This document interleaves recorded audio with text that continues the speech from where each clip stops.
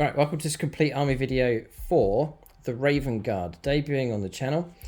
Mike's been working on these for a number of months. He's finished the Salamanders project and then has moved on to the Raven Guard Space Marines. It's really good to see another Space Marines chapter fully represented on the channel. So in this video, taking the opportunity just to let Mike run through his army in a bit more detail. So we'll look at the theme of the army, we'll pick up and look at some of the models, and then we'll go through the list. We'll talk about enhancements, detachments, we'll give you the latest points values, and then if you go to the video description, we'll leave the full list with all the points values. So you're welcome to copy the list or take elements from it. And as per usual, this video is open, so you can leave comments and suggestions. Mike's very happy to hear feedback from well, anyone, but especially Space Marine players, knows that perhaps have experience of Raven Guard. The question is, what units would you add in? What units would you take away? That's all open for discussion. Detachment choices, enhancements, tactics, all of that would be great to hear in the comments section below. And if you like this series, want to see more, do hit the thumbs up and leave a comment. It really does help the video and the channel. So before we get going, just to mention the battle mat and the terrain. So just a real nice backdrop here for Mike's army. So the battle mat is called Quarantine Zone from GameMat.eu. This one has the objective, the deployment zone markings on it, just with these thin white lines across it. Also has the inch markings that you can see running around the edge of the battle mat as well. So really good for like tournament games, very useful for regular battles. We're trying to figure out where the deployment zones are and so on. And that gives you a nice playing surface, figure friendly, nice and quiet for dice rolling, and it gives us a nice color scheme here to then put the terrain on top. A good chunk of the terrain that you can see, like the structure across here, and we have containers like this here on the board as well. That's all part of the industrial terrain set from GameMat.eu. That one set's pretty much filled out half the board, and then we've supplemented it with some of the Mechanicus terrain from Games Workshop. So check out GameMat.eu for your supplies of battle mats and pre-painted terrain. In the video description below is a link for them. Also an 11% discount code that apply to everything across the store, and they are shipping their mats and terrain worldwide. So getting into the list, the first thing is to look at some of the models, I think. So I'm just going to pick up some random ones here. So perhaps Mike's a bit on edge about which ones we look at, but these, I think they're really well done. We toyed with the basing for a long time. Didn't like going down the route of grey, just with the black colour scheme, so went for like a deeper brown, and then almost some half dead like grass effect on these. So that's turned out really well. So this is Shrike. Shrike, yeah. Real nice. And the red markings is a particular company, right? Second company, I believe, yeah. Yeah, okay. And who's this guy? That's the Lieutenant with combi weapon. He came with the box set. Was it the Leviathan box set? Oh, yeah, with the Tyranids. Yeah, with the Tyranids. Gotcha, yeah. Right. Yes, very good. Nice. And that's just the Captain of Phobos armor. Yeah, always love that model. Okay, and these, which you hardly ever see on the channel. Yeah, Supressors. I figured going down like the theme of Raven Guard, dropping in, throwing down some suppression fire, with hit and run. Yeah, definitely. And the top will pop off that one. It was for transport. Okay. So this is an Invictor tactical warsuit, and then instead of the open cockpit, this is like a 3D print that Mike's picked up just to close it in. Looks a lot meaner, looks a lot tougher for sure. And anyone who knows me from the group chats that we have, I'm a lover of rehoming unwanted Space Marines, Chaos, and I'll do my best with them. That was a second-hand one gifted to me from a friend. Oh really? And the cockpit area was all broken away, and the inside of it wasn't sitting too well, so salvaged, yeah, good job.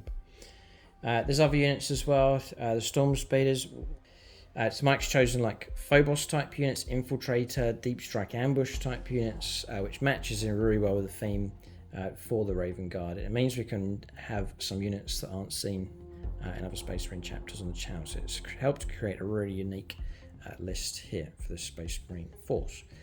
So next up is the theme for Raven Guard. So infiltration, black ops sort of style. Yeah, hit and run.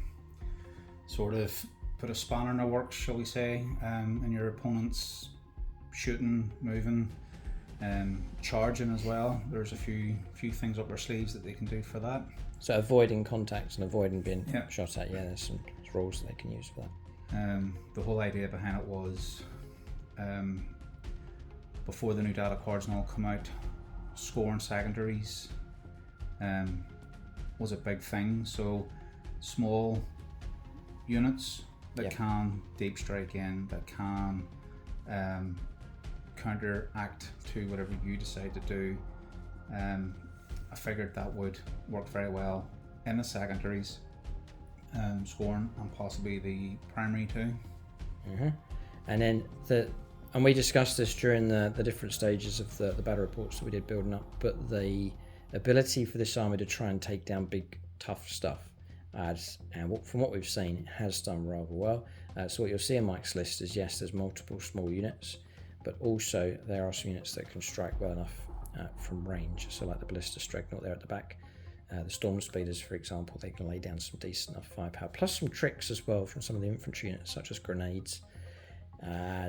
These guys, doesn't it have special ability? They have the Haywire Mine, so at the start of any phase, so it doesn't have to be mine. So if you charge me, if I know they're going to get wiped, I'm going to lay down some pain, roll a dice. On a 2+, you suffer D3 mortal wounds.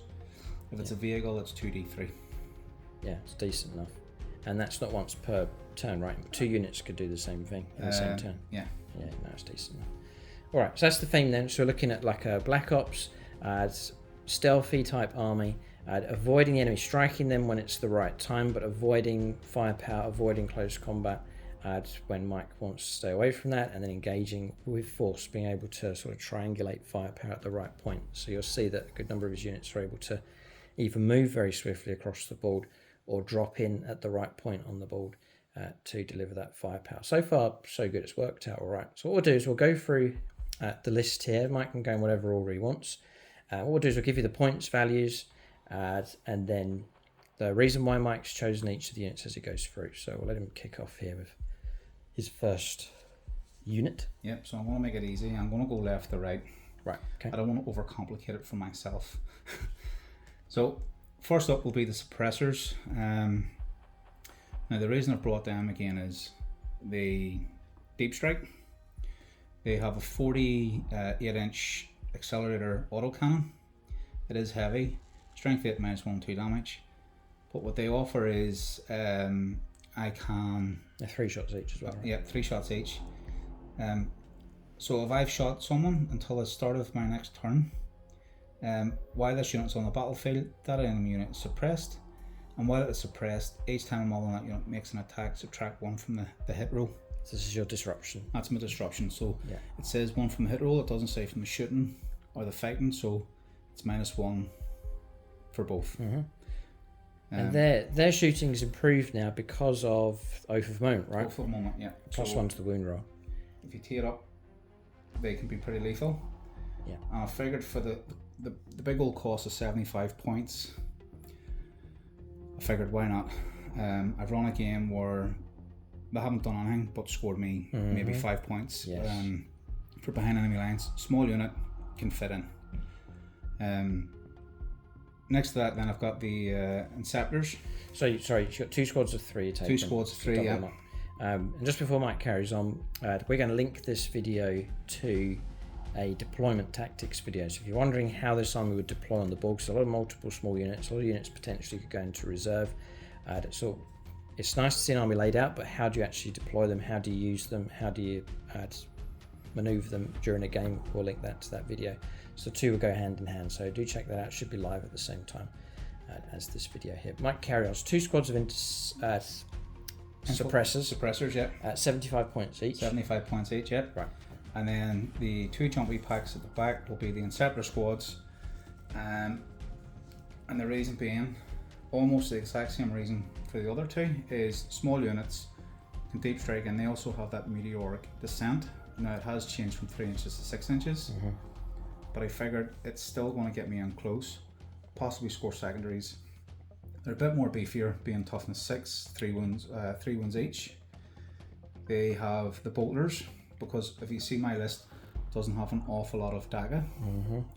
So if you can team the two of them up well enough, 18 shots, sustained hits 2, could work very well. And again, they come in at a cost, I think, of like 120 points, if I am correct. 120 points each, yeah. They are tough though. They're what's the aggressor type armor, isn't it? Yeah, they or the Gravis. Gravis is the one. Yeah. And I figured as well, because of the detachment rule, if you're over 12 inches away, it's -1 to the hit roll. So I'm sort of hoping higher toughness, harder to hit. It could work well for me. Yep. In front of them, I have Kevin Shrike and 10 Assault Intercessors. Now, Kevin Shrike running with these. To start with, Kevin Shrike gives units with jump hacks +1 OC. So they've now went from OC1 to OC2, 10 in a unit, that's 20 OC. He also gives that unit the loan up. So I don't have to worry about too much about where I put them if I know how far you can move. If I can keep you 12.1 inches away, perfect, because I have a 12-inch move. If I can get into close combat with you, everything in engagement range, on a 4+, you suffer a mortal wound. Yeah. Because of the Assault Intercessors. Against any target? Against any target. Very good, yeah. Just basically when you end the charge move, select one enemy unit within engagement range. So if I've engaged in 3 different units because of the size of them, I can only pick one of them. Roll a d6 for each unit within engagement range. On a 4+, that enemy unit suffers one mortal wound. And it's not maxed out at 6 like some things are. Okay. And then Kevin Shrike, like I said, makes them loan up. His Claw, the Raven's Talon, is 7 attacks, hitting on 2, strength 5, -2, 2 damage. And it's twin linked and precision. So he could be a wee character hunter, and the rest of the guys could hit everything else around. Next to that, I've got. Sorry, and points values. Points values, yes. Now, Kevin Shrike is coming in at 100 points. And then the Assault Intercessors for 10 of them was 160. So that's 260 points. It can't be seen as a glass hammer, but if you do it right, major like shredding ability. You're going to tie something up or kill something. And again, with it being lown up, you need to get closer to me, which is going to suit me, because what you're going to do is you're going to want more space in the battlefield for me to drop things in. Especially if you want them dead and you don't have enough firepower with 1 or 2 things, you need to bring 3 or 4 in. Yeah, to deal with them properly. To deal with them. And you've got to get close to it. So up to this point here in Mike's army, he's got some drop-in Daka firepower type units. We've now got like an objective fighting lone operative unit here, led by Cadian Shrike. I said Cadian, it's Kyvan. Yeah. So they're to go after one of the No Man's Land objectives. Usually that's where you see them operating on the board. So that's what we've got so far. So we're going to move on to some different elements here for the army. Yeah, so I've brought 2 units of the Incursers. Yes, that's what that's what they're, yeah. So they have the Scout 6. So I can place them up to the edge of my battle line, especially if I can move them, if I can scout them 6 inches behind cover in no man's land. Then it's given me an opportunity to pounce on no man's land's objective early. It also allows me then, if you've moved into no man's land, put you in range with me getting close to you to do the haywire mine. And they also link up well with everything else in my army, because if I shoot something, yeah, they do something, don't they? Hang on, sorry, I've lost it. Yes, so if I shoot something, all my army gets +1 to the hit roll. So with this hitting on 3s, it now goes to 2s. This is already hitting on 2s. This is hitting on 3s down to 2s, you know, so very useful. it links up well, and that's why I brought the two of them. Yeah. They're also Phobos, and I'll explain why. Raven Guard obviously being Phobos, but I'll explain why in a minute, why it works well with the list.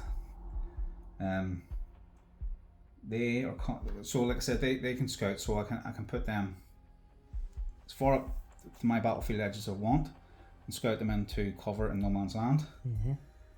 And they are coming in at 100 points, so the Incursers are coming at 80 points, so they're not too expensive. Again, objective holding for me. Sorry, so Incursers. So these guys, yeah, they're 80 points. Yeah. Sorry, yeah. 80 points a time. Okay. And then the Infiltrator squad are these ones.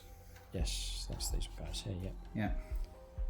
I have to say, I've always, as soon as Phobos designs came out, I've always liked them, and so it's been great to have someone on the channel go for a full army. James has painted some, and he brings elements into his Ultramarines. Ultramarines are never going to be like a stealthy type army, so it's been great to see a full-on representation here of all the Phobos stuff here. Phobos units, Phobos characters, and even like the infiltrating. It's like an infiltrating dreadnought, this one, isn't it? It's like a scout dreadnought almost. Yeah, it's a scout, yeah. But anyway, carry on, you're up to... yes, up to these. Yeah. So they were 80 points, these are 100 points. Now, they can infiltrate, but the whole idea behind them is home field, because they will prevent anyone deep striking within 12 inches. It's this disruption Yeah, idea. so they have the Omni Scramblers. They also have you can choose between the Helix Gauntlet or the Comms Array. And I've given them a Helix Gauntlet just for extra survivability, so 6+ free, no pain on them. Okay. There's nothing major about them. They are Phobos, but it's more for preventing you from deep striking. If I had the points, I'd probably run maybe another 1 or 2, and can you imagine your home field and then the 2 quarters? You know, totally blocked out. It's like a 30-inch or 36-inch deep strike denial in the backfield. Unfortunately, I liked all of them, so I'm bringing one. Going for the spread, yeah. Yeah. Then I've got the Rievers squad. Now this came from a suggestion from the group chat. You know, the Shrike and Scorpion gold patterns and stuff. Yep. So some of the guys on the Discord, so it was discussed about how beneficial they can be. So I thought I'd give them a go, and for 80 points, why would I not give them a go? I've run a game with them already, and they have done me well, stopping people from scoring primaries. And the reason for that is the start of the fight phase, each enemy unit within engagement range must take a battle shock test, and then while an enemy unit is within 6 inches, each time that a unit takes a battle shock test or leadership test, subtract 1 from the test. So it's about making you battle shock. It's about putting you at a disadvantage when you do a leadership test for if they've passed their battle shock at the start of your command phase. They're also equipped with specialist bolt pistols, which is 1 shot, that's fair enough. Strength 4 -1 damage. Combat knife precision, 4 attacks, strength 4 -1 damage. Okay. So they can go character hunting and wee clumps that's sitting on objectives. And hang on, Oath of Moment is for close combat as well. Oath of Moments for all of it, yeah. So +1 to hit, +1 to the wound. +1 to wound, real nice. Yeah. So it's coming up with all our Space Marines. Yes, it goes from 4s to 3s and the wound, and -1. So it would be good for shredding light infantry. You've got precision attacks there, you can chip away at characters as well. Just off camera we were talking about their equipment. They can deep strike. They can deep strike with the Reaver Grab Shoot, and then the grapnel launcher makes a normal advance, fallback or charge move, ignore vertical distance when determining the total distance the bird can move. Okay, I'm just looking at it, so you can take both. Yeah. Very cool. Okay, so there's a bit of maneuverability with those as well. Yeah. So that's the Rievers. Whatever you want to do next. Yeah, so 2 squads of 3 Eliminators. Yeah. Yeah. So they have an Infiltrator and Stealth ability. So It's sniper squads basically. yep, so one's with the snipers, this one. And then that's the las fusel. I needed some more anti-tank because when I was building the list I thought I didn't have enough anti-tank. Yeah. So las fusel 1 shots each. They're heavy, so they'll hit on 2s if they stay still. Strength 9, minus 3 d6 per with oath a moment. That's You're one wounding. How many of those models have the las fusel? So 2 of them. 3 here, All 3 do. all 3. Oh right, nice. Only 2 here have the snipers, because I give him the bolt carbine. Yeah. Bolts, instigator bolt carbine, which allows me to then reposition after I've shot. Which is trying to, again, that theme of trying to avoid Yeah. being destroyed. Just want to point out here, the sniper option is quite tasty. I've seen it do quite well in games. Bolt sniper rifle. Heavy, precision, range 36, 3 stitch, strength 5, minus 2 is actually 3 damage. It's dangerous enough. And what makes it more dangerous is if they stand still, Get devastating wounds. devastating wounds. On 6s, or they just get devastating? On 6s. On 6s, yeah. Watch one of the games. It's on the membership. Yeah. That's all I'm saying. Yes, I remember it well. Now the idea is to run them with the librarian, simply because if the librarian is leading a unit Yeah, so we have a librarian with each squad here. with each squad, Yeah. they get shrouding. So you can't shoot them unless you're within 12 inches. Whoa, it just majorly shuts down firepower against them. So with both units infiltrating, I can put them somewhere on the board, high up, good line of sight. They have the Phobos keyword, Phobos and Phobos. I'm running a captain. The captain can zero or reduce a stratagem by 1 CP, which is my favorite guerrilla tactics. That allows me to up to 2 Phobos and or scout squads removed from the battlefield at the end of my opponent's turn, and then I can place them back on the battlefield in my next step, reinforcement step. Yeah. How much for 1 CP? Really good.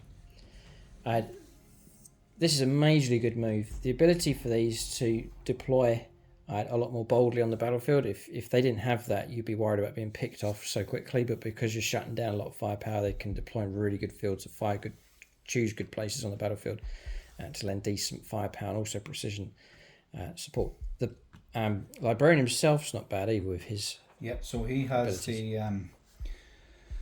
so psychic hood. So 4+ against 4+ feel no pain against psychic attacks. As we've discussed also about the shrouding, we can't shoot them within 12.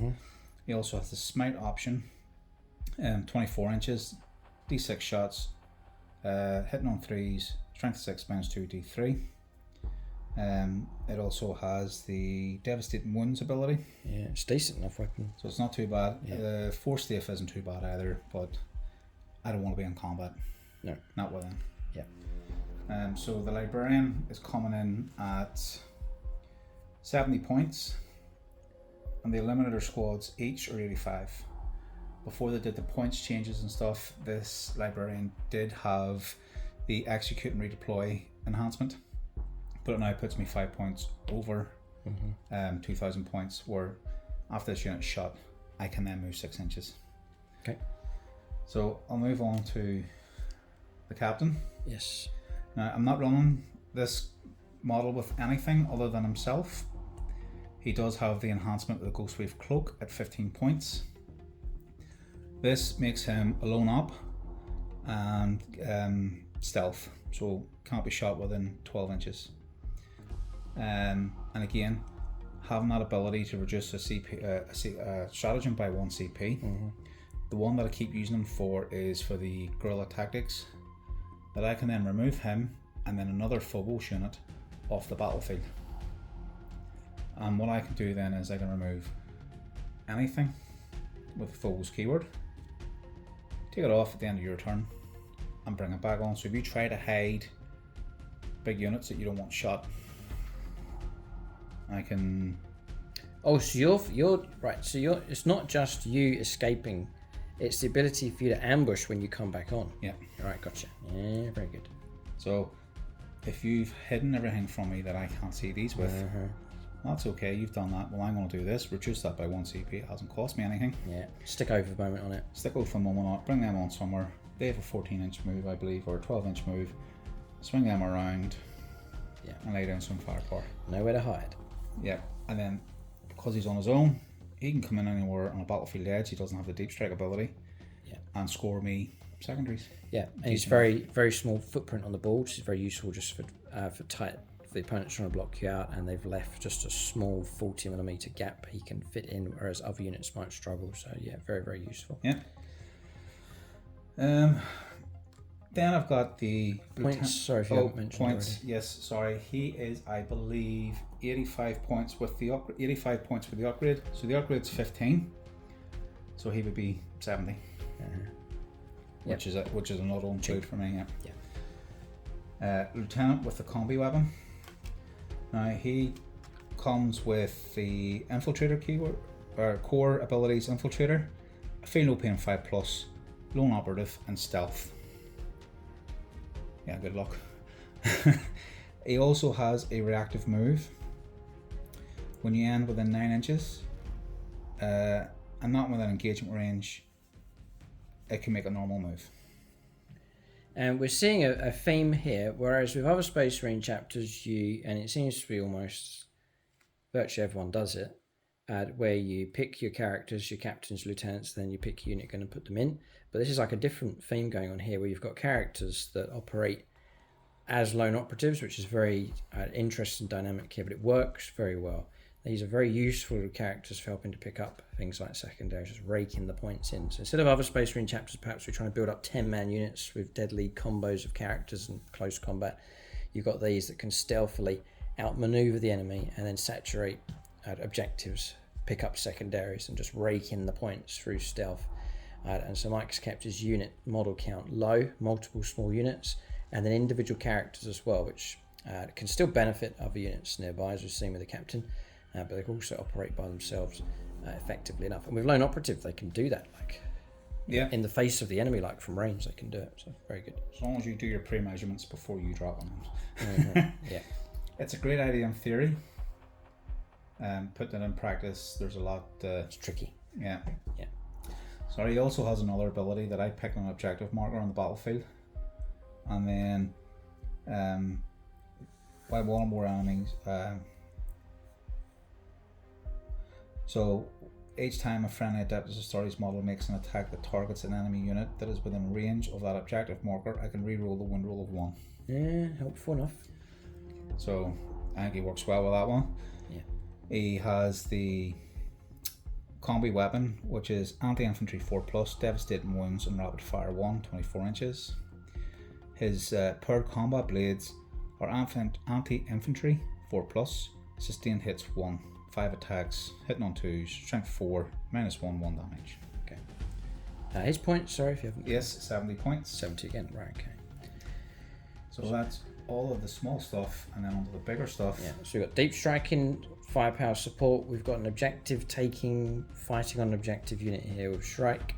We've bulking the army out with multiple small infantry units that are flexible enough as well.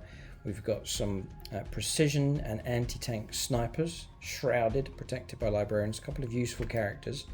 So that's all great, but now some heavy hitters, some machines here to assist Mike with mostly firepower here and a little bit of close combat with the Invictor.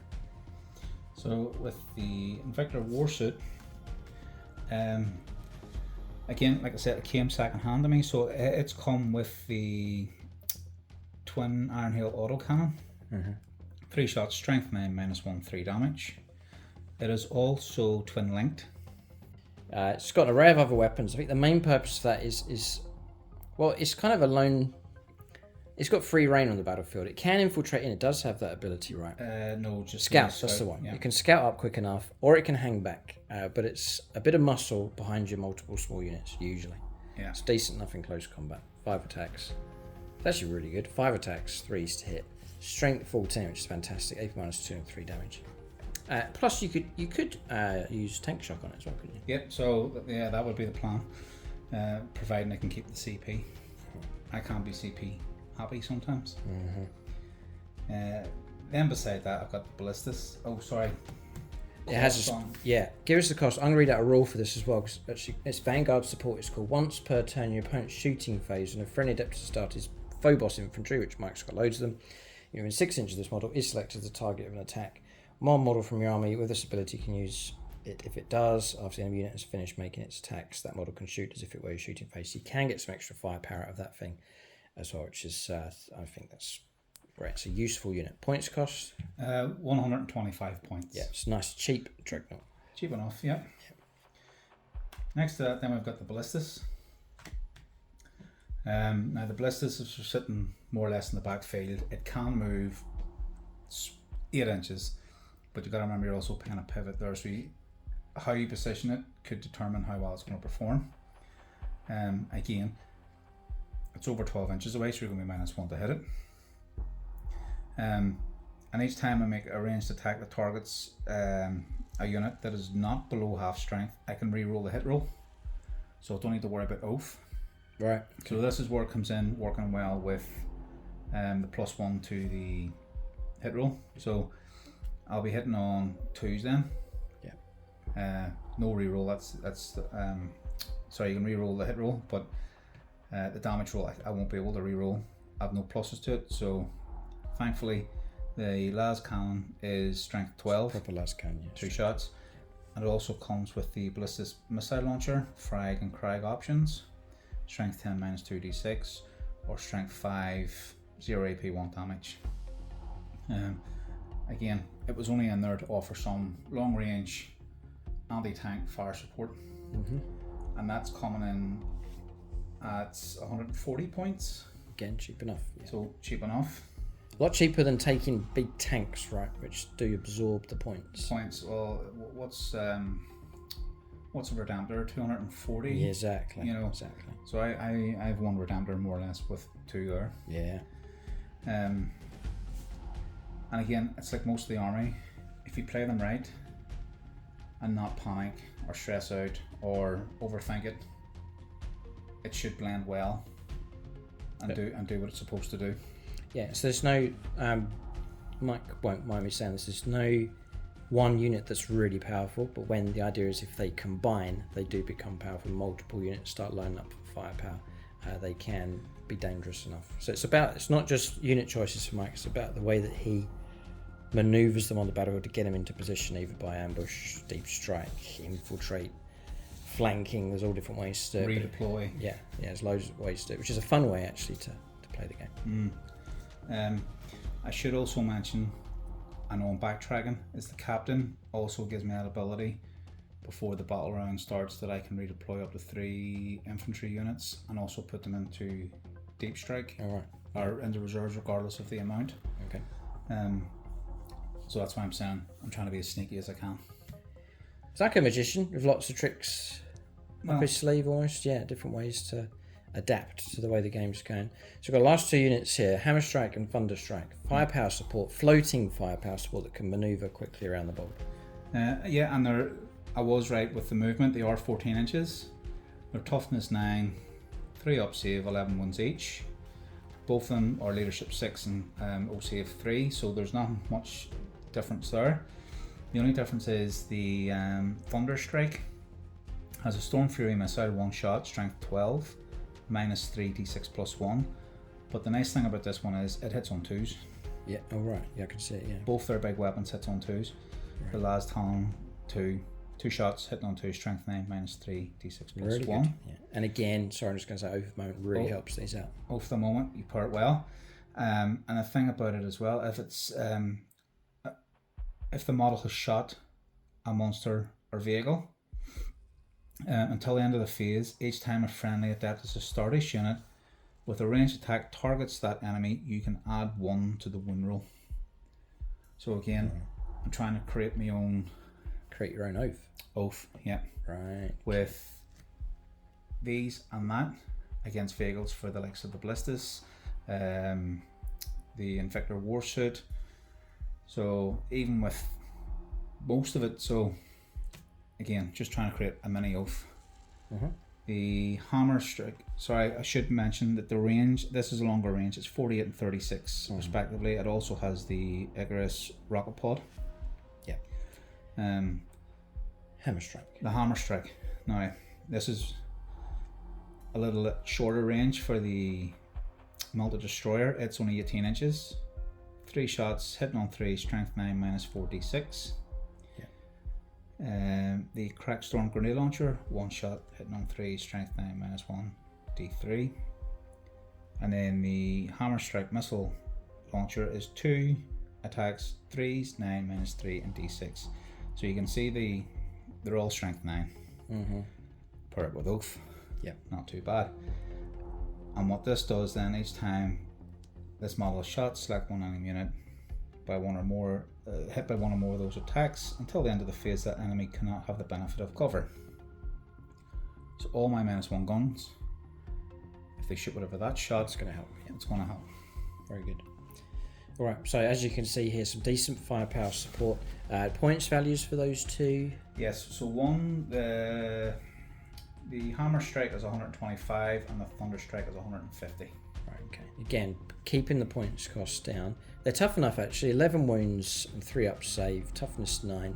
So they're built like tanks, really. They're not just. You've got to get out of the mindset that like the old-fashioned land speeders, which were lightweight. These are heavier. They do carry a lot more wounds. There's a decent bit of toughness to them. So that is the list here for the Raven Guard. Mike's gone through it in detail. Do check out the video description. We'll give you the full list with all the points values. As mentioned at the start, do leave your own comments and feedback. If you're facing this army, how well would you do? How well do you think this army would do against you? What units would you drop out? What units would you drop in? Why would you do that? You can let us know in the comments section. But it'd be great to hear from you. Mike will go through the comments and reply, no doubt as well. He's always on the lookout for adapting and changing armies through suggestions that people make, but also through the fires of battle as well. You learn a lot once games get going. So if you want to check out the previous battles, 1,000 point game, 1,500 and 2,000 point game, those are already live over on membership. And then you can look forward to battles here on YouTube as well, so you can check those out. We have them available both on YouTube and on membership. And then just to mention the terrain, so Battlemat from GameMat.eu, do check them out. 11% discount code in the video description below. The terrain available from them. Also, if you enjoy this series, want to see more, do leave a thumbs up and a comment. It really does help support the channel. And if you're not already subscribed, then do subscribe. And if you want to support the channel, it's Patreon or membership or both. It helps us keep the content coming. Big thanks to Mike here for letting us see his army and going through it in some detail. We look forward to seeing how they get on the channel. Thanks for watching. Tune in next time.